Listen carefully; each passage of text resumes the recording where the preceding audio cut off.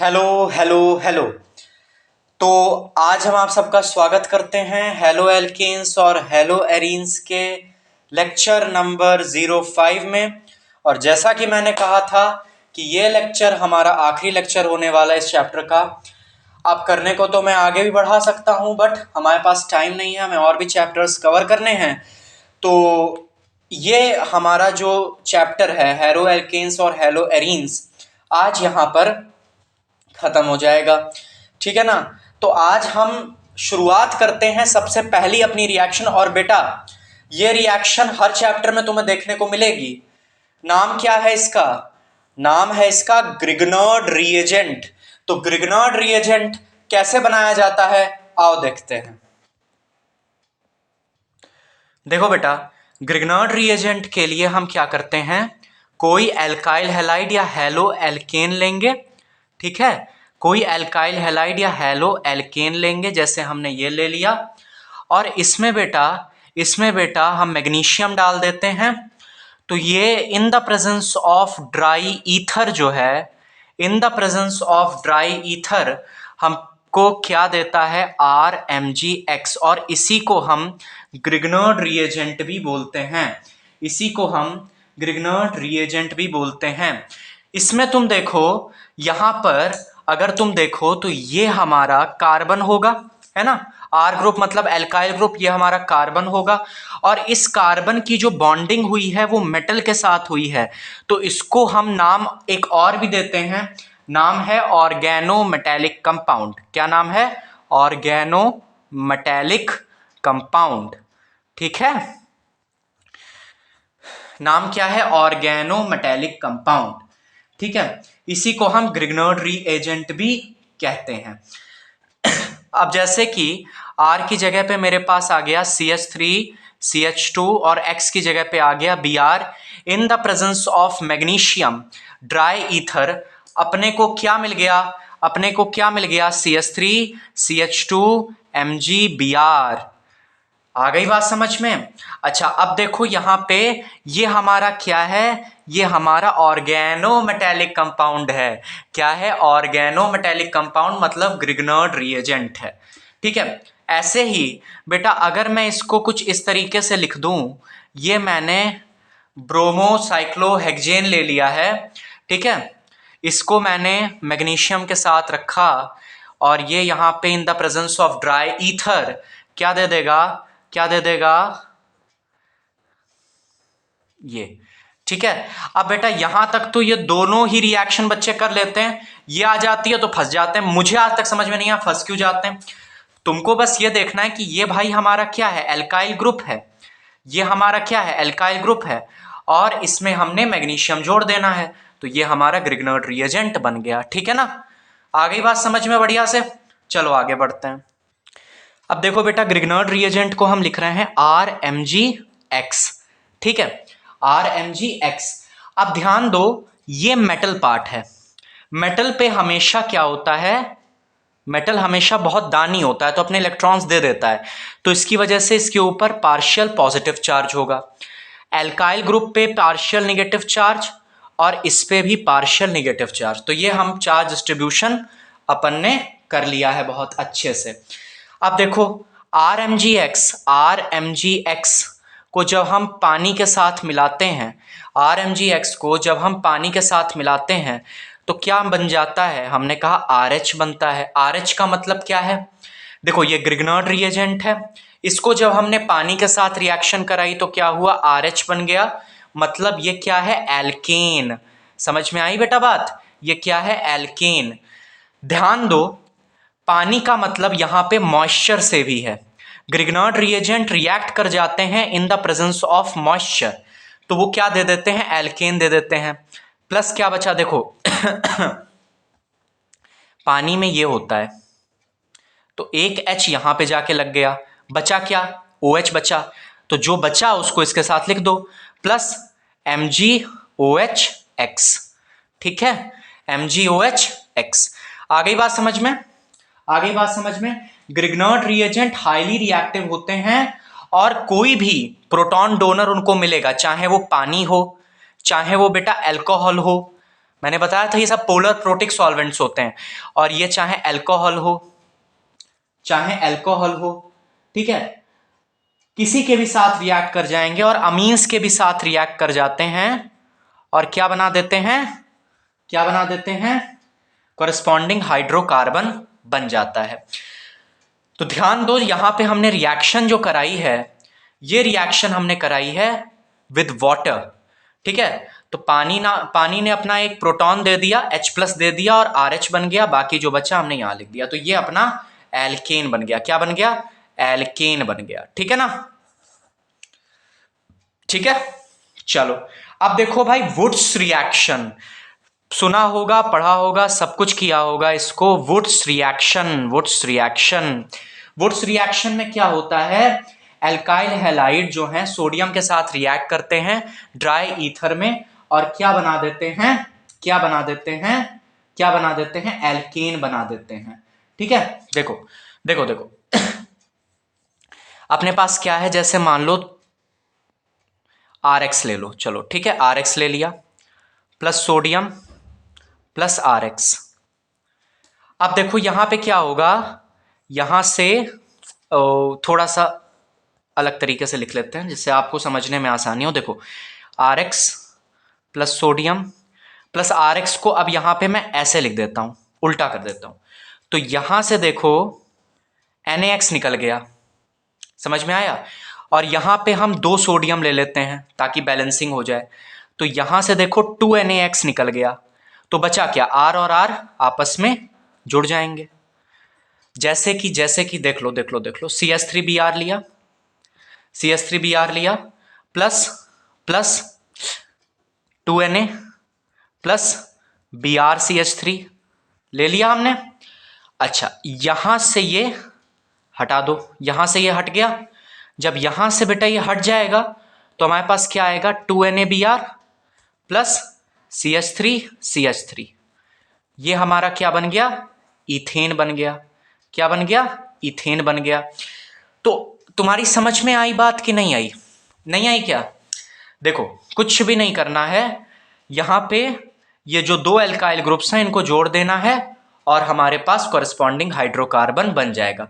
Wurtz reaction भी एक example है फ्री रेडिकल मैकेनिज्म का।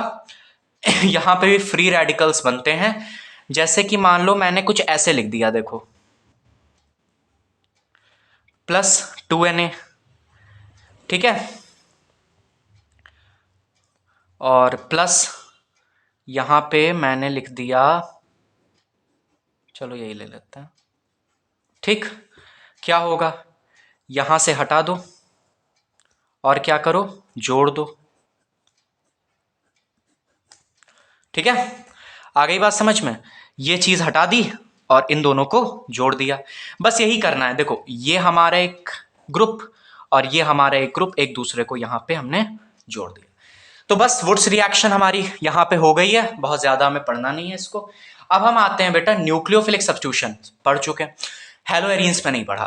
तो देखो एक बात तुम मुझे खुद बताओ, देखो एक बात तुम खुद बताओ, ये हमारा हेलो एरीन है, जैसे मान लो कोई भी अपने हेलो एरीन ले लिया, ठीक है, क्लोरोबेंजीन ले लिया। अब बेटा न्यूक्लियोफिलिक सब्स्टिट्यूशन होने के लिए इसको तो यहां से हटना पड़ेगा, तभी कोई ग्रुप आएगा, चाहे SN1 हो चाहे SN2 हो, इसको यहां से तो हटना ही पड़ेगा, क्यों नहीं हो रहा, हाँ ठीक है, इसको यहां से हटना पड़ेगा तभी कोई ग्रुप। अच्छा पिछले लेक्चर में कुछ लोग कह रहे थे भाई कि बेसिक्स से नहीं पढ़ाते, मतलब समझ में कम आया है, तो बेटा एक बात बताओ, बोर्ड के 1 महीना पहले इतना डिटेल्ड कौन पढ़ाएगा, है ना, ठीक है। तो या तो तुम अपने दिमाग का इलाज कराओ, कि तुमको पता नहीं क्यों समझ में नहीं आ रहा है, तुमको क्यों नहीं समझ में आती है कोई चीज, मोबाइल देखना और सब करना तो बहुत अच्छे से समझ में आ जाता है हर चीज, पढ़ाई तुमको नहीं समझ में आ रही है, जबकि पढ़ाने वाला भी है, ठीक है। ध्यान दो, यहां से जब क्लोरोबेंजीन, यहां से क्लोरीन निकलता है, यहां से क्लोरीन हटता है, यहां से क्लोरीन हटता है, तो बेटा एक बात बताओ मुझे, क्या होगा, यहां पे पॉजिटिव चार्ज डेवलप होना शुरू होगा कि नहीं होगा, बोलो, अरे यार इस sp2 हाइब्रिडाइज्ड कार्बन पे पॉजिटिव चार्ज आने लगेगा कि नहीं आने लगेगा, बोलो। पॉजिटिव चार्ज आने लगेगा। तो मैंने तुमको बताया था डबल बॉन्ड के निकट यदि पॉजिटिव चार्ज होता है तो बहुत अनस्टेबल होता है। ये जो हमारा फेनाइल कैटायन बनेगा, फेनाइल कैटायन बनेगा, ये बहुत ही बेकार होगा, अनस्टेबल होगा। इसकी वजह से हेलो एरीन्स जो हैं, इसकी वजह से हेलो एरीन्स जो हैं वो साधारण, तो इसकी वजह से जो हेलो एरीन्स होते हैं वो साधारणतया न्यूक्लियोफिलिक सब्स्टिट्यूशन रिएक्शन नहीं देते। देखो ये फेनाइल कैटायन है, ये बहुत ज़्यादा अनस्टेबल है और साधारण तरीके से ये न्यूक्लियोफिलिक सब्स्टिट्यूशन नहीं देते। क्या बिल्कुल ही नहीं देते? ऐसा नहीं है, कुछ स्पेशल कंडीशंस में देते हैं। ठीक है, क्या बिल्कुल ही नहीं देते? ऐसा नहीं है, कुछ स्पेशल कंडीशंस में देते हैं। ठीक है, ये फेनाइल कैटायन है, ये बहुत ही ज़्यादा अनस्टेबल होता है। फेनाइल कैटायन बहुत ज़्यादा अनस्टेबल होता है। अच्छा बेटा देखो दूसरी चीज़, ये मैंने यहाँ पर क्या लिया हुआ है, क्लोरोबेंजीन लिया है। अब देखो ध्यान से, यहाँ पे क्लोरीन के पास कितने इलेक्ट्रॉन्स होंगे? देखो एक तो इसका ये है, वैसे इसके पास होते कितने? 7 होते हैं। एक इसका ये इलेक्ट्रॉन, बचे कितने? 6। 3 4 5 6, 1 2 3 4 5 6, हाँ ठीक है, ठीक है, ठीक है बेटा। अब देखो यहाँ पे ध्यान से, अब देखो यहाँ पे ध्यान से क्या होगा कि ये जो इलेक्ट्रॉन्स हैं ये क्या होंगे? कॉन्जुगेशन में है, देख लो, pi sigma lone pair, pi sigma lone pair. तो ये इलेक्ट्रॉन्स उतरेंगे और यहाँ से ये इलेक्ट्रॉन इधर जाएंगे, तो देखो क्या होगा, यहाँ पर कुछ इस तरीके से तुम्हारे पास क्लोरीन पे पॉजिटिव चार्ज आएगा और यहाँ पे ये हो जाएगा और ये हो जाएगा। फिर ये इलेक्ट्रॉन्स यहाँ आएंगे और ये वाले इधर जाएंगे, ऐसे ही रेजोनेंस चलती रहेगी। तो देखो यहाँ पे रेजोनेंस की वजह से ये एक पार्शियल डबल बॉन्ड कैरेक्टर आता है। यहाँ पर रेजोनेंस की वजह से एक पार्शियल डबल बॉन्ड कैरेक्टर आता है। अब तुम्हें पता है कि डबल बॉन्ड को तोड़ना ज़्यादा मुश्किल होता है सिंगल बॉन्ड से, इसलिए यहाँ से क्लोरीन निकलना मुश्किल होता है। देखो ध्यान से, यहाँ पे अगर ये सिंगल बॉन्ड ही होती है हम आराम से इसको तोड़ लेते, लेकिन रेजोनेंस की वजह से यहाँ पार्शियल डबल बॉन्ड कैरेक्टर आता है, जिसकी वजह से इस बॉन्ड को तोड़ना उतना आसान नहीं होता है। क्योंकि इस बॉन्ड को तोड़ना उतना आसान नहीं होता है, इसकी वजह से ये क्लोरीन यहाँ से निकल नहीं पाता और न्यूक्लियोफिलिक सब्स्टिट्यूशन होती नहीं है। समझ में आई बात? नॉर्मल सर्कमस्टेंसेस में, नॉर्मल सिचुएशन में, नॉर्मल घटनाक्रम में नहीं होती है। ठीक है, क्योंकि ये पार्शियल डबल बॉन्ड कैरेक्टर आता है किसकी वजह से? Due to resonance. अब तुमको पता है कि जो डबल बॉन्ड होती है उसकी लेंथ कम होती है सिंगल बॉन्ड से। जैसे सिंगल बॉन्ड की कुछ लेंथ है, तो डबल बॉन्ड की उससे कम होगी, इसी वजह से बॉन्ड इंथैल्पी ज़्यादा होती है, मतलब बॉन्ड को तोड़ने के लिए जो एनर्जी लगेगी वो ज़्यादा लगेगी। आ गई बात समझ में? आ गई बात समझ में? चलो अच्छा, एक चीज़ तो हमारे पास ये हो गई। अब देखो हमारे पास ये है,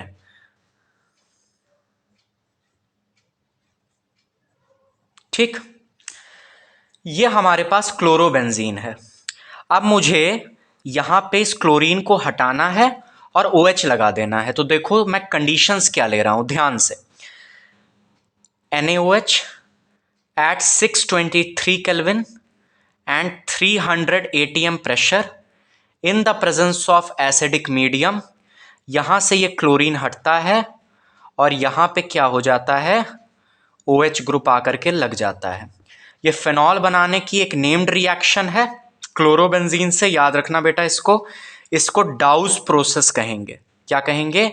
डाउस प्रोसेस कहेंगे। ठीक है, इसको क्या कहेंगे? डाउस प्रोसेस बोलेंगे।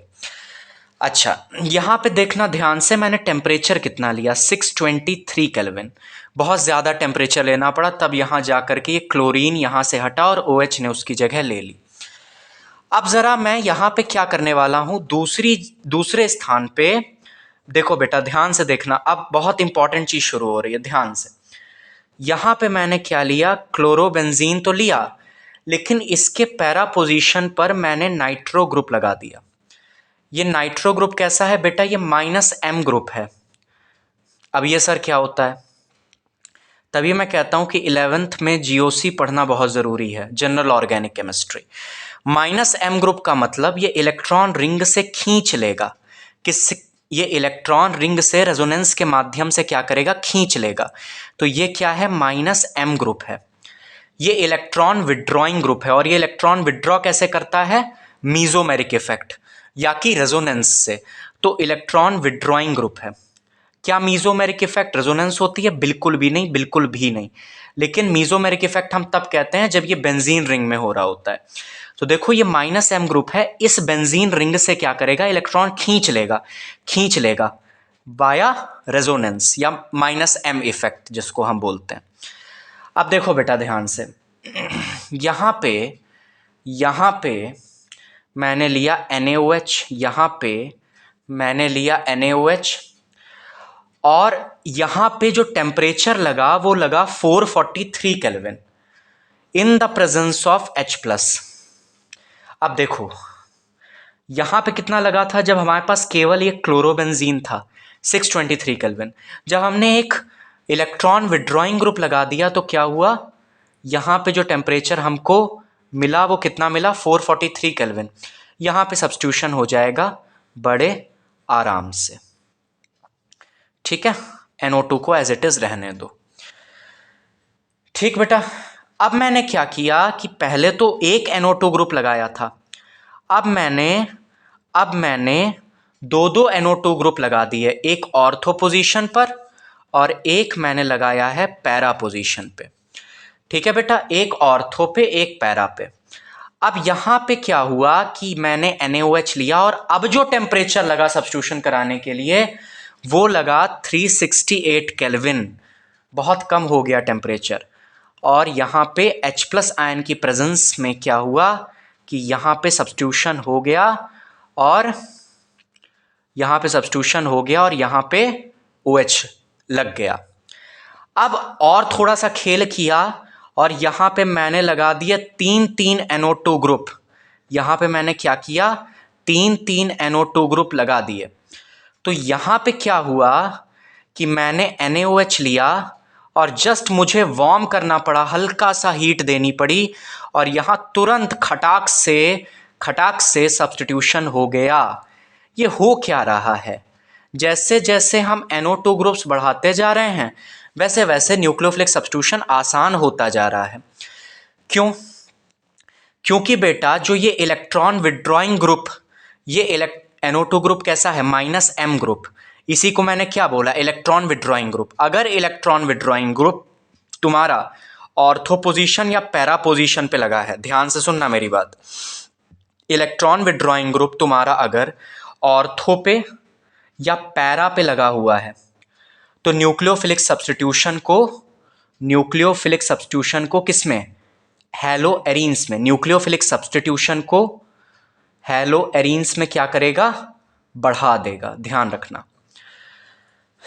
रखना ऑर्थो पैरा पे कोई इलेक्ट्रॉन विड्रॉइंग ग्रुप जैसे कि NO2 ग्रुप, समझ में आ रही है बात, NO2 group is an electron withdrawing group, ये अगर लगा हुआ है ऑर्थो या पैरा पोजीशन पे तो क्या करेगा, ये न्यूक्लियोफिलिक सब्स्टिट्यूशन को बढ़ा देगा।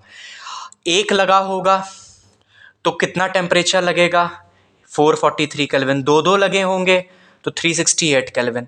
ध्यान रखो अगर मैंने यही electron withdrawing group Meta position पे लगा दिया तो न्यूक्लियोफिलिक सब्स्टिट्यूशन पे कोई असर नहीं पड़ेगा, ये किसी भी तरीके का -M इफेक्ट शो नहीं करेगा जिससे ये इलेक्ट्रॉन को रिंग से खींच ले। देखो बेटा न्यूक्लियोफाइल को क्या चाहिए, ये है न्यूक्लियोफाइल मतलब न्यूक्लियस लविंग, मतलब इसको प्रोटॉन चाहिए, मतलब पॉजिटिव चार्ज चाहिए। ये क्या करता है नाइट्रो ग्रुप, ये -M ग्रुप है तो ये क्या करता है, इलेक्ट्रॉन को खींच लेता है। जब ये इलेक्ट्रॉन को खींच लेता है तो रिंग पे क्या आने लगता है, पॉजिटिव चार्ज आने लगता है, तो न्यूक्लियोफाइल पॉजिटिव चार्ज को देख करके एक्साइट हो जाता है और जा करके रिंग पर अटैक कर देता है। ठीक है, ये मैकेनिज्म है बेसिकली। लेकिन बेटा मेटा पोजीशन पर कोई भी मीजोमेरिक इफेक्ट नहीं होता, ध्यान रखना, इसको याद रखना। एक मैं बता रहा हूं तुम्हें, मेटानोमीजो, ठीक है, मेटा पोजीशन पे मीजोमेरिक इफेक्ट नहीं लगता, जिसकी वजह से इलेक्ट्रॉन विड्रॉइंग ग्रुप का भी कोई असर नहीं पड़ेगा बेटा। आ रही है बात समझ में? इलेक्ट्रॉन विड्रॉइंग ग्रुप का भी कोई असर नहीं पड़ेगा। ठीक है, पक्का? तो देखो, इलेक्ट्रॉन विड्रॉइंग ग्रुप अगर ऑर्थो पे लगा है या फिर पैरा पे लगा है तो न्यूक्लियोफिलिक सब्स्टिट्यूशन को बढ़ा देगा। अगर वो मेटा पे लगा हुआ है तो मेटा पोजीशन पे कोई मीजोमेरिक इफेक्ट नहीं होता, जिसकी वजह से न्यूक्लियोफिलिक सब्स्टिट्यूशन जैसे चलनी चाहिए वैसे ही चलेगी, उस पर कोई अंतर नहीं पड़ेगा। एक चीज और मैं बता देना चाहता हूं, इसको बेटा हम कहते हैं पिक्रिक एसिड। क्या कहते हैं? Picric acid. ये आप अल्कोहल में भी बनाते हो by using conc HNO3। Phenol लेते हो, यहाँ पे फेनॉल लेते हो और यहाँ पे क्या डाल देते हो? कॉन्क HNO3, तो क्या हो जाता है? पिक्रिक एसिड बन जाता है। और ये दूसरा तरीका है इसको बनाने का, तो ध्यान रखना ये दोनों ही तरीके बड़े इंपॉर्टेंट हैं। ठीक है बेटा, इतनी बात समझ में आ गई? तो देखो ध्यान से, मेटा पोजीशन पे कोई मीजोमेरिक इफेक्ट नहीं होता। तो अगर मैं यहाँ पर ध्यान से देखो, यहाँ पे मेरे पास है ये क्लोरोबेंजीन और इसके रिस्पेक्ट में मेटा पोजीशन पे मैंने NO2 ग्रुप लगा दिया और यहाँ पर मैंने NaOH डाला, तो क्या न्यूक्लियोफिलिक सब्स्टिट्यूशन का रेट बढ़ेगा? क्या न्यूक्लियोफिलिक सब्स्टिट्यूशन आसान होगी? नहीं होगी। तो इस वजह से क्या होगा कि यहाँ पे क्योंकि मेटा पोजीशन पे ये लगा है तो कोई मीजोमेरिक इफेक्ट से इलेक्ट्रॉन नहीं खींचेगा, तो यहाँ पे क्या हो जाएगा? आ गई बात समझ में? और ये हमारा NO2, लेकिन टेम्परेचर लगभग कितना लगेगा? जितना हमारा क्लोरोबेंजीन में लग रहा था, 623 केल्विन। डाउस प्रोसेस रट लेना बेटा, डाउस प्रोसेस रट लेना। ठीक है, आगे बात समझ? चलो अब देखो बेटा, यहाँ पे हम कुछ इलेक्ट्रोफिलिक सब्स्टिट्यूशन रिएक्शन की बात करेंगे। देखो बेटा, न्यूक्लियोफाइल का मतलब होता है जो न्यूक्लियस लविंग है, मतलब पॉजिटिव चार्ज से जिसको प्यार है। ठीक है, पॉजिटिव चार्ज से जिसको प्यार है। और इलेक्ट्रोफाइल हमेशा पॉजिटिवली चार्ज होता है, इसको नेगेटिव से प्यार है, इसको इलेक्ट्रॉन से प्यार है, इसलिए इलेक्ट्रोफाइल। ठीक है, तो यहाँ पे इलेक्ट्रोफिलिक सब्स्टिट्यूशन रिएक्शंस की हम बात करेंगे। देखो, इलेक्ट्रोफिलिक सब्स्टिट्यूशन रिएक्शन कब ज्यादा होगी? जब रिंग पे क्या होगा? इलेक्ट्रोफाइल कब अटैक करेगा रिंग पे? जब रिंग में नेगेटिव चार्ज होगा। ठीक है, इस केस में अगर हम कोई इलेक्ट्रॉन डोनेटिंग ग्रुप लगाते हैं, electron donating group plus M group, जो प्लस M इफेक्ट से इलेक्ट्रॉन रिंग में दे, जैसे कि CH3 ग्रुप। ठीक है, जैसे कि CH3 ग्रुप। ठीक है, जैसे कि हैलोजेंस हो गए, क्लोरीन। ठीक है, जैसे कि आपके पास कोई भी हैलोजन हो सकता है, क्लोरीन ही नहीं, कोई भी हैलोजन। ठीक है, तो रिंग में ये क्या करेंगे? इलेक्ट्रॉन्स को भेजेंगे। जब इलेक्ट्रॉन्स को भेजेंगे तो रिंग पे क्या आने लगेगा? निगेटिव चार्ज आने लगेगा, जिससे इलेक्ट्रोफाइल अटैक कर देगा। न्यूक्लियोफिलिक सब्स्टिट्यूशन कराना है तो जस्ट उल्टा करना पड़ेगा, हमको एक इलेक्ट्रॉन विड्रॉइंग ग्रुप लगाना पड़ेगा, मतलब जो अभी हमने देखा -M ग्रुप। तो रिंग पे क्या आएगा? पॉजिटिव चार्ज बढ़ने लगेगा और न्यूक्लियोफाइल आकर के अटैक कर देगा। तो यहां पे ये बेसिक कॉन्सेप्ट है। अभी मैं कुछ क्वेश्चंस भी करा दूंगा तो तुमको परेशान होने की जरूरत नहीं है। ठीक है, ये कॉन्सेप्ट ध्यान रखना। अब हम आगे बढ़ते हैं और कुछ इलेक्ट्रोफिलिक सब्स्टिट्यूशन रिएक्शन देखते हैं और वहां पे ये चैप्टर हमारा खत्म हो जाएगा। तो देखो, जैसे हमारे पास मैंने लिया क्लोरोबेंजीन। क्या लिया? Chlorobenzene. In the presence of chlorine, in the presence of chlorine, in the presence of chlorine. और ध्यान रखना ये मेन रिएजेंट जो है यहाँ पे एनहाइड्रस FeCl3, एनहाइड्रस FeCl3। तो ये क्या करेगा, पैरा और ऑर्थो पोजीशंस पे, पैरा और ऑर्थो पोजीशन पे क्या करेगा, ये इस तरीके से अटैक कर देगा। आ रही है बात समझ में? यहां पे ये एनहाइड्रस FeCl3 बड़ा इंपॉर्टेंट है। ध्यान रखो बेटा, जितने भी प्लस M ग्रुप्स होते हैं जो इलेक्ट्रॉन बेंजीन रिंग में देते हैं, ये ऑर्थो पैरा डायरेक्टिंग होते हैं। ये ऑर्थो पैरा डायरेक्टिंग होते हैं, मतलब इनकमिंग इलेक्ट्रोफाइल को किधर डायरेक्ट कर देते हैं, ऑर्थो पैरा पोजीशन पे। हमेशा पैरा प्रोडक्ट ज्यादा बनता है, ऑर्थो हमेशा कम बनता है, ध्यान रखना। अब देखो, मैं ये सब रेजोनेंस कर्व के भी समझा सकता हूं, इसमें कोई बड़ी बात नहीं है, लेकिन ये मैं डायरेक्ट आपको बता रहा हूं क्यों, क्योंकि हमारे पास समय नहीं है, तो इसलिए मैं कह रहा हूं प्लस M ग्रुप जो होते हैं वो इलेक्ट्रॉन डेंसिटी बढ़ाते हैं at ortho and para position. तो इलेक्ट्रॉन डेंसिटी बढ़ाते हैं ऑर्थो पैरा पोजीशन पे, इसकी वजह से इलेक्ट्रोफाइल आकर के ऑर्थो और पैरा पोजीशन पर अटैक करता है। ठीक है, again mesomeric effect Meta position पर काम नहीं करेगा, ध्यान रखना। अच्छा, दूसरा हमारे पास, अगर मान लो यहीं पर मैंने ले लिया क्लोरोबेंजीन, क्लोरोबेंजीन, और मैंने HNO3 और कॉन्क H2SO4 ले लिया। ध्यान रखो ये बेटा नाइट्रेशन है। क्या है? नाइट्रेशन है। ये क्या है? हैलोजनेशन है। हैलोजनेशन है। हैलोजनेशन में यहां क्लोरीन लें ऐसा जरूरी नहीं, ब्रोमीन भी हो सकता है। ठीक है, क्लोरीन भी हो सकता है, ब्रोमीन भी हो सकता है। तो यहां पे बेटा ब्रोमीन आ जाएगा और यहां पे भी ब्रोमीन आ जाएगा। अगेन पैरा प्रोडक्ट मेजर बनेगा। यहां पे HNO3 और कॉन्क H2SO4, तो यहां पे क्या होता है, नाइट्रो ग्रुप लगता है ऑर्थो और पैरा पोजीशन पे। ध्यान दो, यहां पे नाइट्रो ग्रुप जुड़ जाता है ऑर्थो पोजीशन पर और नाइट्रो ग्रुप जुड़ जाता है हमारे पैरा पोजीशन पे। अगेन पैरा प्रोडक्ट हमेशा मेजर बनेगा, पैरा प्रोडक्ट हमेशा मेजर बनेगा। इसके बाद में ये हमारा हो गया नाइट्रेशन। तीसरी रिएक्शन अपनी है सल्फोनेशन। क्या है? सल्फोनेशन। सल्फोनेशन में हम क्या कराएंगे बेटा, देखो ध्यान से। सल्फोनेशन में हमारे पास ये है, ये है, ये है, ये है क्लोरोबेंजीन, और इसमें हमने क्या डाल दिया, कॉन्सनट्रेटेड H2SO4 डाल दिया और हीट कर दिया।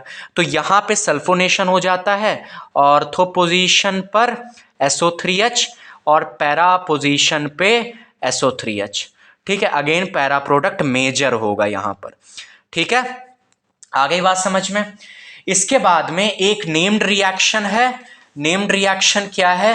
नेम्ड रिएक्शन है आपकी Friedel craft reaction. Friedel craft reaction, ध्यान रखो बेटा, ये आती ही आती है। फ्रीडल क्राफ्ट एल्काइलेशन और फ्रीडल क्राफ्ट एसाइलेशन हम पढ़ते हैं एल्डिहाइड में। तो यहां पे जो ये फ्रीडल क्राफ्ट रिएक्शन है दैट इज बेसिकली एल्काइलेशन। ठीक है, क्योंकि एल्काइल ग्रुप यहां पर जुड़ेगा। देखो हमारे पास यहां पे क्लोरोबेंजीन लिया और इसमें हमने CH3Cl in the presence of, अब कहीं पर भी एनहाइड्रस FeCl3 दिख जाए, AlCl3 दिख जाए, तो मतलब इलेक्ट्रोफिलिक सब्स्टिट्यूशन हो रहा है। FeCl3 दिखे या AlCl3 दिखे, तो यहां पे क्या होगा, यहां पे क्या होगा, यहां पे ये यहां ऑर्थो पोजीशन पर, यहां पर ये यहां ऑर्थो पोजीशन पे। ठीक है, यहां पे ये ऑर्थो पोजीशन पर CH3 ग्रुप जुड़ जाएगा और एक मिनट सॉरी थोड़ा गड़बड़ हो रहा है, ये लो, हाँ ठीक है, और यहां पे ये पैरा पोजीशन पर CH3 ग्रुप जुड़ जाएगा। ठीक है, समझ में आ गई बात? अगेन ये वाला प्रोडक्ट हमारा मेजर होगा, ये वाला प्रोडक्ट अपना मेजर होगा। क्यों? क्योंकि ये इलेक्ट्रॉन डोनेटिंग ग्रुप है ना, ये इलेक्ट्रॉन डोनेटिंग ग्रुप है, तो इलेक्ट्रॉन डेंसिटी को कहां बढ़ाएगा, ऑर्थो पोजीशन पैरा पोजीशन पे। क्या होता है बेटा, इसकी मैकेनिज्म कुछ ऐसे चलती है, फ्रीडल क्राफ्ट रिएक्शन की मैकेनिज्म कुछ ऐसे चलती है, जैसे हमने AlCl3 लिया तो यहां पे ये इस तरीके से AlCl4 माइनस बन जाता है। ठीक है, और यहां पे ये रह जाता है विद अ पॉजिटिव चार्ज। तो ये हमारा क्या बन गया, कार्बोकैटायन बन गया। अब कार्बोकैटायन जो है जा करके, क्योंकि देखो इस पे पॉजिटिव चार्ज है तो ये एज अ इलेक्ट्रोफाइल काम करता है और ये जाकर के इस पे अटैक कर देता है at ortho and para position, क्योंकि वहीं पर इलेक्ट्रॉन डेंसिटी क्लोरीन रेजोनेंस के थ्रू बढ़ा रहा होता है। समझ में आ रही बात? अरे यार तुमको नहीं समझ में आ रही, देखो क्लोरीन थोड़ा सा रेजोनेंस करा लो ना, तुमको समझ में आ जाएगा। 1 2 3 4 5 6, ये यहाँ उठाओ, इसको यहाँ, तो देखो क्या हुआ यहाँ पे, ध्यान से देखना यहाँ पे क्या होगा, ये और ये देखो, देखो बेटा इलेक्ट्रॉन डेंसिटी कहाँ पे बढ़ी है, ऑर्थो पोजीशन पे। कहाँ पे बढ़ रही है, ऑर्थो पोजीशन पे। उसके बाद ये ऐसे, तो देखो ये यहाँ पे और ये यहाँ पे, ठीक। इसको इधर ले जाओ और इसको इधर ले जाओ, ठीक। देखो अब ये कहाँ पे आ गए इलेक्ट्रॉन्स, पैरा पोजीशन। देखो ऑर्थो पोजीशन पे इलेक्ट्रॉन डेंसिटी आई, अब यहाँ पे ये पैरा पोजीशन पे आई। फिर से रेजोनेंस कराओ,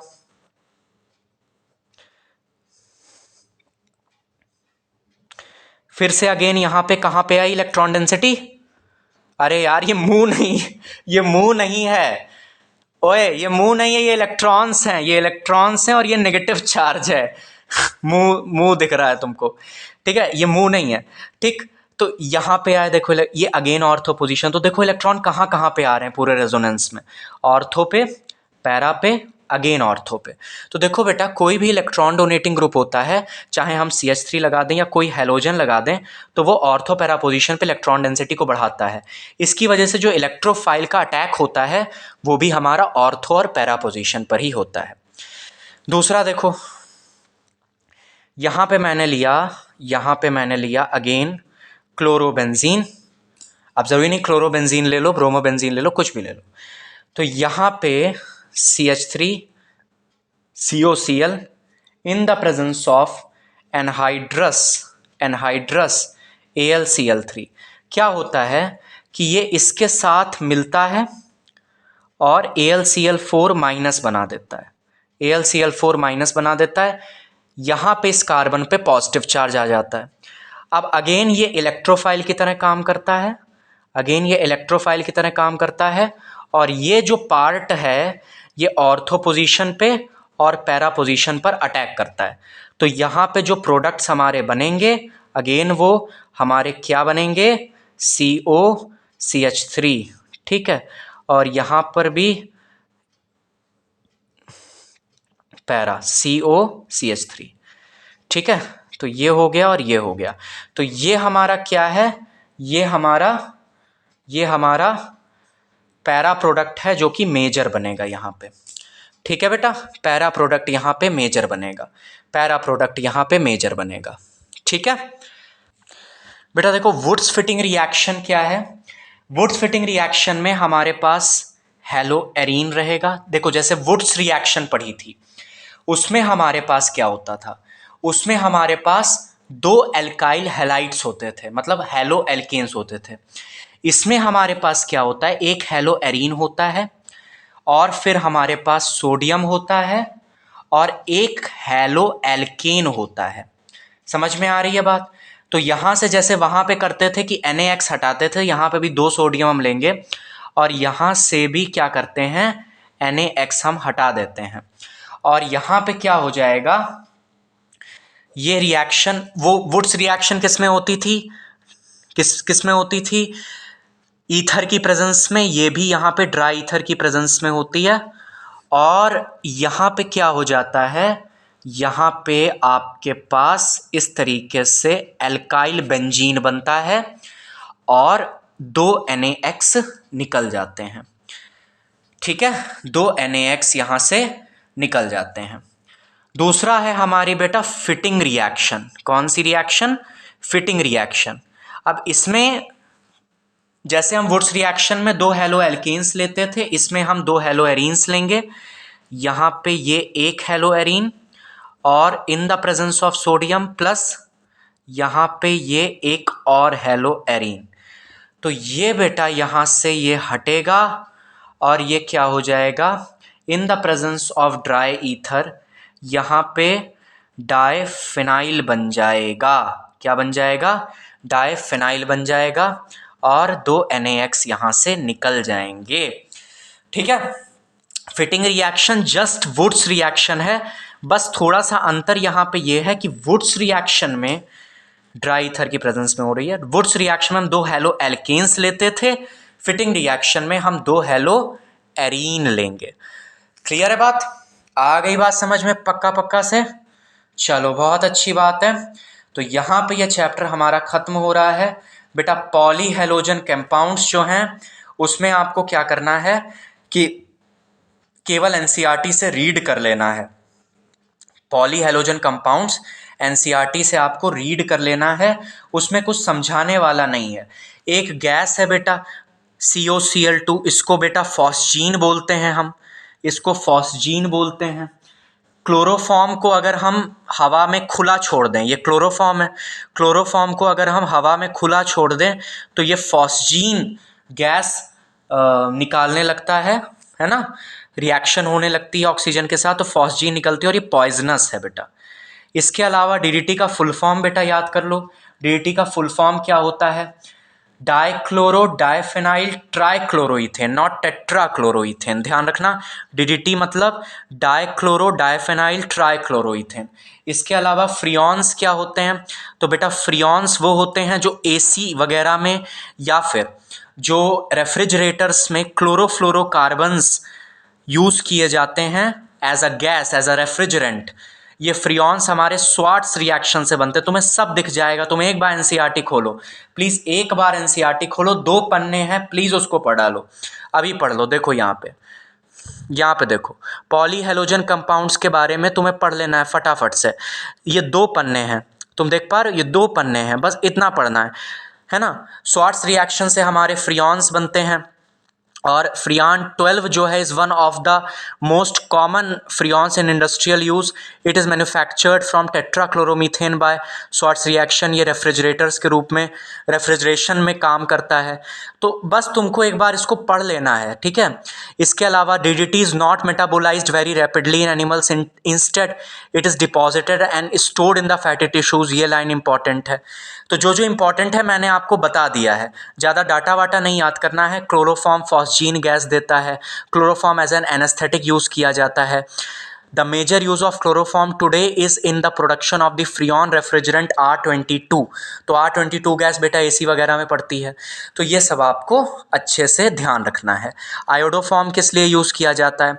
तो देखो जैसे क्लोरोफॉर्म हमारा होता है CHCl3, आयोडोफॉर्म हमारा हो जाएगा CHI3, एंटीसेप्टिक के रूप में यूज़ किया जाता है। आयोडोफॉर्म टेस्ट भी हम करा के देखते हैं कि किसमें कार्बोनाइल ग्रुप है, किसमें CH3CHOH ग्रुप है, ये सब भी हम करते हैं, वो सब हम एल्डिहाइड्स में पढ़ते हैं। तो यहाँ पर हमारे पास ये चैप्टर ख़त्म हो गया। अब बेटा सुनो ध्यान से मेरी बात, मैं कुछ क्वेश्चंस लाया हूँ आपके लिए इलेक्ट्रोफिलिक सब्स्टिट्यूशन, न्यूक्लियोफिलिक सब्स्टिट्यूशन पे। तो वो आप देख लो एक बार, वो आपने देख लिया तो ये कॉन्सेप्ट और फंडा क्लियर हो जाएगा। चलो बेटा क्वेश्चन नंबर 23 देखिए, AIPMT 2011 का सवाल है। Which of the following compounds undergoes nucleophilic substitution reaction most easily? सबसे आसानी से न्यूक्लियोफिलिक सब्स्टिट्यूशन रिएक्शन किस में होगी? तो बेटा जिसमें ऑर्थो या पैरा पोजीशन पर आपके पास इलेक्ट्रॉन विड्रॉइंग ग्रुप जैसे कि NO2 लगा होगा। तो देखो बेटा ए, यहाँ पे आप देखो ortho para, ortho Meta para position, para position पे नाइट्रो लगा हुआ है तो इसमें आराम से हो जाएगी। यहाँ पे देखो CH3 ग्रुप, CH3 मैंने बताया प्लस M इफेक्ट दिखाता है, इलेक्ट्रॉन्स देता है रिंग को, इलेक्ट्रॉन्स देता है रिंग को, जिसकी वजह से बेसिकली यहाँ पे ये इलेक्ट्रॉन रिंग में देगा, ठीक है। हाइपर कॉन्जुगेशन से भी देता है, तो यहाँ पे इलेक्ट्रॉन्स रिंग में देगा जिसकी वजह से ये इलेक्ट्रोफिलिक सब्स्टिट्यूशन अच्छा कराएगा, न्यूक्लियोफिलिक नहीं करा पाएगा। यहाँ पे अगेन देखो, यहाँ पे ये OCH3 है, तो OCH3 थोड़ा सा हम इधर बना रहे हैं, देखो ज़रा ध्यान से। ये OCH3 ग्रुप क्या करेगा, रिंग में अपने इलेक्ट्रॉन्स देगा, जिसकी वजह से रिंग में क्या डेवलप होने लगेगा, नेगेटिव चार्ज। देखो इसके पास लोन पेयर ऑफ इलेक्ट्रॉन्स हैं, तो जिसके पास लोन पेयर ऑफ इलेक्ट्रॉन्स हैं वो क्या करेगा, रिंग में अपने इलेक्ट्रॉन दे देगा। अब नाइट्रो ग्रुप के साथ कहानी क्या चलती है, नाइट्रो ग्रुप में अगर मैंने लगाया, मान लो पैरा पोजीशन पर ही लगा दिया, तो यहाँ पे तुम देख सकते हो कि यहाँ पे नाइट्रोजन में पॉजिटिव चार्ज है। क्यों पॉजिटिव है? नाइट्रोजन के पास होते कितने इलेक्ट्रॉन है? 5 हैं। इसके पास कितने? 1 2 3 4। एक इलेक्ट्रॉन इसका बेचारा कहीं चला गया। कहाँ चला गया? तो बॉन्ड बनाने में चला गया। कहाँ चला गया? वो बॉन्ड बनाने में चला गया इसके साथ। तो क्या हुआ कि यहाँ पे ये जो दोनों इलेक्ट्रॉन्स हैं नाइट्रोजन के ही हैं, लेकिन एक इलेक्ट्रॉन इसके पास है और एक इसका बच्चा इससे दूर चला गया, तो इस पर पॉजिटिव चार्ज आ गया। अब इस पे पॉजिटिव चार्ज है तो इसको इलेक्ट्रॉन्स की ज़रूरत है, तो ये रिंग से इलेक्ट्रॉन क्या करेगा? खींच लेगा। लेकिन इसके पास तो already lone pair of electrons है, तो ये रिंग में क्या करेगा? अपने इलेक्ट्रॉन देगा विद प्लस एम इफेक्ट, और ये खींचेगा विद माइनस एम से।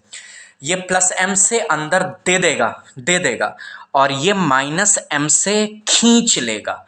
ठीक है, अच्छा, तो ये भी हमारा इलेक्ट्रोफिलिक सब्स्टिट्यूशन के लिए तो अच्छा है, लेकिन न्यूक्लियोफिलिक सब्स्टिट्यूशन के लिए बेकार है। तो न्यूक्लियोफिलिक सब्स्टिट्यूशन के लिए हमारा केवल ये वाला बहुत अच्छा है। अब बताओ इसमें से आंसर क्या होगा? हमारा आंसर क्या होगा? A option. ठीक है, तो ये देखिए हमारा ऑप्शन सही है। ठीक है ना, आ गई बात समझ में? NEET 2017, an example of a sigma bonded organometallic compound. अरे एकदम सेम शब्द आ गया, ऑर्गेनोमेटेलिक कंपाउंड, ग्रिग्नार्ड्स रिएजेंट। ठीक है, चलो बेटा ये वाला क्वेश्चन कर लो जाते जाते। एक अच्छा सा सवाल, इस चैप्टर को अंत करेंगे एक अच्छे नोट पे। An organic compound AC4H9Cl on reaction with sodium diethyl ether. Sodium diethyl ether, क्या याद आ रहा है? Sodium diethyl ether in the presence of dry ether, sodium के साथ रिएक्शन क्या कहलाती है? Wurtz reaction.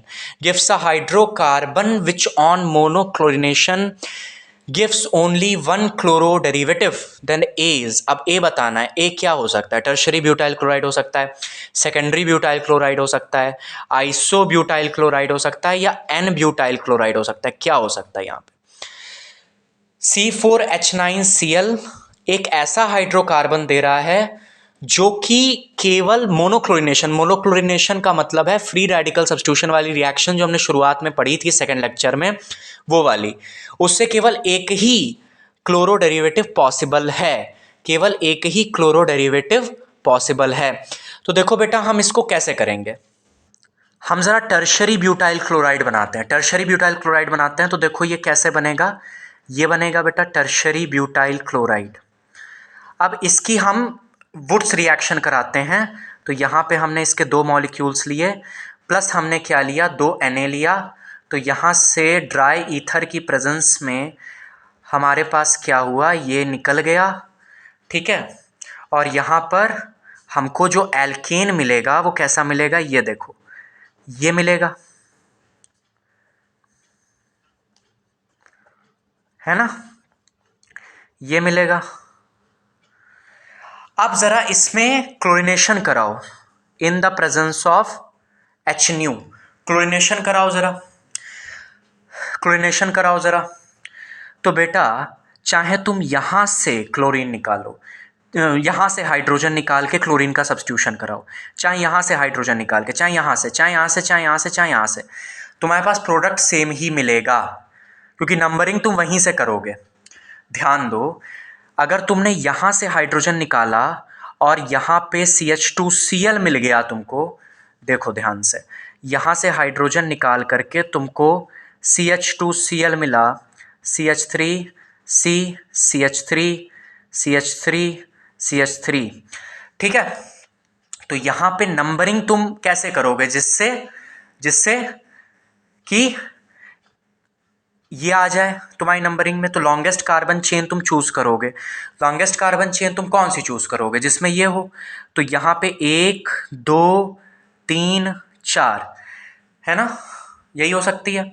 तो ये वाली तुम चूज कर लोगे ऐसे करके, ये वाली। ठीक है ना, तो ये हमारा 1 2 3 4, तो 1 क्लोरो, ठीक है, सेकंड पोजीशन पे तुम्हारे 2 मेथाइल ग्रुप लगे हुए हैं, थर्ड पोजीशन पे भी 2 मेथाइल ग्रुप लगे हुए हैं। 2,2 3,3 टेट्रामेथाइल, 4 मेथाइल ग्रुप्स लगे हैं तो टेट्रामेथाइल तुम्हारे पास क्या आ गया, ब्यूटेन। ठीक है, टेट्रामेथाइल तुम्हारे पास क्या आ गया, ब्यूटेन। अब तुम कहीं से भी नंबरिंग कर लो, यहां से हाइड्रोजन हटा के क्लोरीन लगा दो तो भी तुमको सेम ही मिलेगा। तुम यहां से नंबरिंग शुरू कर दोगे 1 2 3 4 तो भी तुमको सेम ही मिलेगा, है ना। तो यहां पे हमारा जो आंसर होना चाहिए वो टर्शरी ब्यूटाइल क्लोराइड होना चाहिए, लेकिन हम सारे ऑप्शन चेक करेंगे। दूसरा ऑप्शन हमारे पास था सेकेंडरी ब्यूटाइल क्लोराइड। तो सेकेंडरी ब्यूटाइल क्लोराइड हम कैसे बनाएंगे बेटा, देखो ध्यान से। तो मिथ इथ प्रॉप ब्यूट और यहाँ पे मैंने क्लोरीन लगा दिए, सेकेंडरी ब्यूटाइल क्लोराइड बन गया। तो क्या होगा यहाँ से कि जब तुम यहाँ से क्लोरीन हटाओगे और मतलब वुड्स रिएक्शन कराओगे तो जो हमारा प्रोडक्ट बनेगा वो क्या बनेगा, देखो ये बनेगा। अरे आ रहा है समझ, आ रहा है समझ, यही तो बनेगा तुम्हारा, यही एल्केन बनेगा। अब तुम यहां से हाइड्रोजन हटाओगे कि यहां से हाइड्रोजन हटाओगे, यहां से हाइड्रोजन हटाओगे कि यहां से हाइड्रोजन हटाओगे, ये डिपेंड करता है। तुम यहां से हाइड्रोजन हटाओगे, यहां से हटाओगे, यहां से हटाओगे कि यहां से हटाओगे इससे तुम्हारा प्रोडक्ट चेंज हो जाएगा। तुम यहां से हटाओगे, है ना, तो सारी कार्बन पोजीशंस आइडेंटिकल नहीं है, जिसकी वजह से तुम्हारा प्रोडक्ट चेंज हो जाएगा। और वो कह रहा है कि केवल एक ही तरीके का प्रोडक्ट हमको मिले। दूसरा, तुम आइसोब्यूटाइल क्लोराइड ले लो। आइसोब्यूटाइल क्लोराइड क्या होगा, देखो यहां पे ध्यान से, ये आइसोब्यूटाइल क्लोराइड है।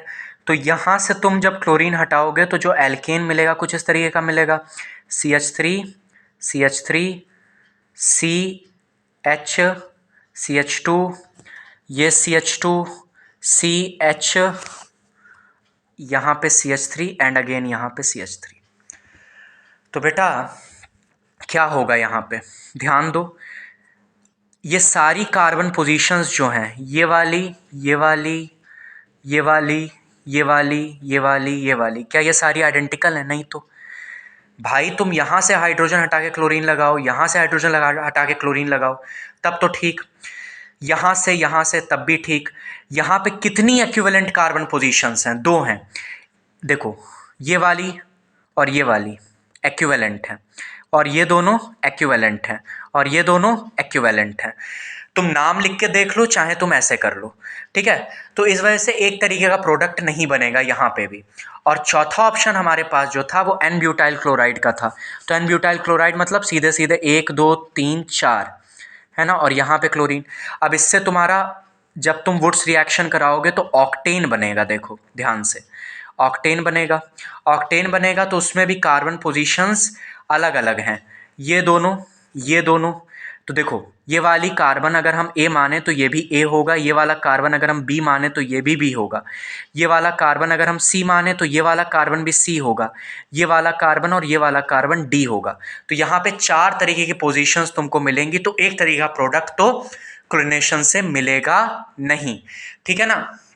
तो इस वजह से ये भी सही नहीं है। तो हमारा जो करेक्ट ऑप्शन आएगा वो क्या आएगा, टर्शरी ब्यूटाइल क्लोराइड आएगा। तो यहाँ पे जो हमारा करेक्ट ऑप्शन होगा वो क्या होगा, टर्शरी ब्यूटाइल क्लोराइड होगा। देखो ध्यान से, ठीक है, समझ में आ गई बात। थोड़ा सा कठिन क्वेश्चन, थोड़ा सा दिमाग लगाने वाला सवाल, लेकिन अच्छा सवाल है।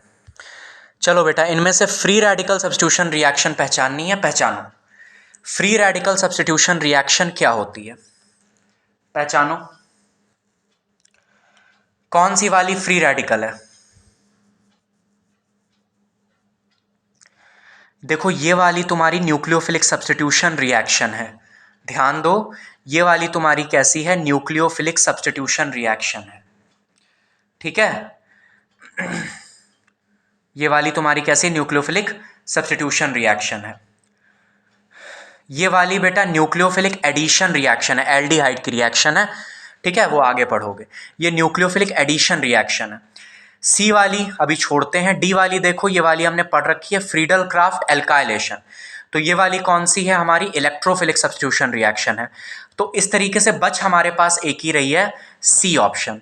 तो सी वाली हमारी क्या है, फ्री रेडिकल सब्स्टिट्यूशन रिएक्शन, ठीक है। तो सी वाला हमारा ऑप्शन सही हो गया। अच्छा, ये वाला बेटा फ्री रेडिकल सब्स्टिट्यूशन रिएक्शन से ये चलती है, ठीक है। तो हमने एलिमिनेशन करके सही ऑप्शन टिक कर दिया है, ठीक। अच्छा, देखो बेटा, ये न्यूक्लियोफिलिक सब्स्टिट्यूशन रिएक्शन है। यहाँ पे ये न्यूक्लियोफाइल है, ये एल्काइल हैलाइड है। ये न्यूक्लियोफाइल ने इसको हटा दिया और यहाँ पे खुद आ गया, ठीक है। अब न्यूक्लियोफाइल तुम्हारे अलग अलग तरीके के हो सकते हैं। एक यहाँ पे जो एक्सेप्शन आता है वो ये आता है कि अगर मान लो कि तुमने यहाँ पे RX लिया और तुमने यहाँ पर न्यूक्लियोफाइल के रूप में तुमने लिया KCN, तो obviously CN minus is the nucleophile, cyanide ion. तो यहाँ पे बेटा जो तुमको मिलता है, यहाँ पे जो तुमको मिलता है वो तुमको साइनाइड मिलता है या नाइट्राइल मिलता है, RCN मिलता है ना, प्लस यहाँ पे KX निकल जाएगा, है ना। तो यहाँ पे जो तुम्हें मिलता है ये तुमको क्या मिलता है, साइनाइड मिलता है, ध्यान रखना ये साइनाइड है। लेकिन इसी जगह पे बेटा अगर वो AgCN दे देगा, AgCN दे देगा और यहाँ पे प्रोडक्ट तुमसे पूछेगा, तो यहाँ पे तुमको RCN नहीं मिलता, RNC मिलता है, दैट इज आइसोसाइनाइड। ध्यान दो, इसको हम आइसोसाइनाइड बोलेंगे।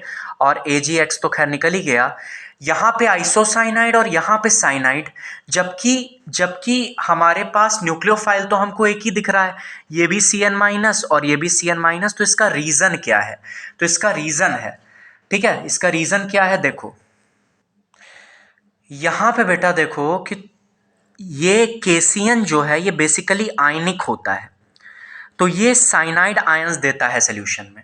अब साइनाइड आयन हमारा कैसा है, जो साइनाइड आयन हमारा है ये एम्बिडेंट न्यूक्लियोफाइल है।